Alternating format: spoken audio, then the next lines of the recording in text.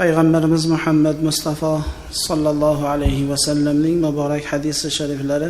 Qala Rasululloh sallallohu alayhi va sallam: "Man qara'a suratal qadri u'tiya thawabu man sama Ramazon va ahya laylatal qadri kaza fi ruhil bayan." Tafsiri Ruhul Bayonda ushbu hadisi sharif sura Inna anzalna surasining fazilatlari haqida Payg'ambarimiz sallallohu alayhi va sallam aytdilar: "Kim Qur'ondagi Qadr surasi Inna anzalna surasini o'qisa, Alloh jalla va ala Ramazon oyida roza tutganlarning savobini unga beriladi. Ramazon sharif kunlarida Qadr kechasida uxlamay ibodat qilganda savobi unga beriladi." Estağfurullah billah. Inna anzalnahu fi laylatil qadri wa ma adraka ma laylatul qadr. Laylatul qadri khayrun min alf shahr. تنزل الملائكة والروح فيها بإذن ربهم من كل أمر سلام هي حتى مطلع الفجر صدق الله العظيم.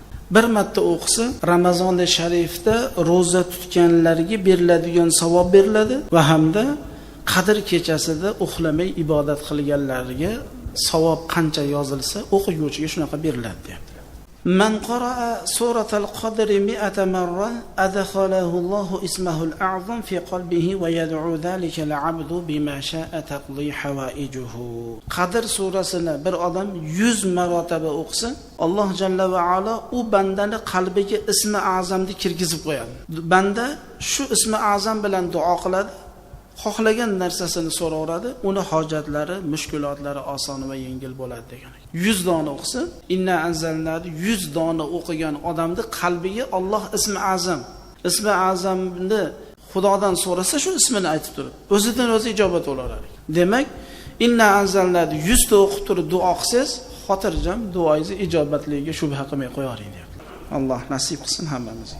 Bu endi ixtiyoriy, ibodatga shashilgan, endi nima ham qilaman, endi Xudoga ibodat qilaman-da deb qo'liga tasbih ushlab uxlab o'tirgandan ko'ra o'qib o'tirgan ma'sa.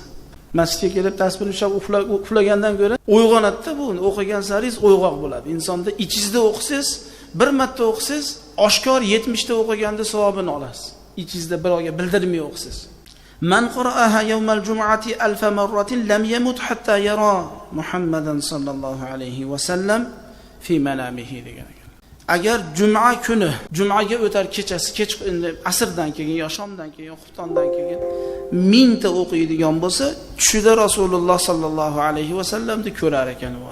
1000 ta o'qisa payg'ambarimiz sallallohu alayhi va sallamni tushida ko'rar ekan. Alloh nasib qilsin hammamizga.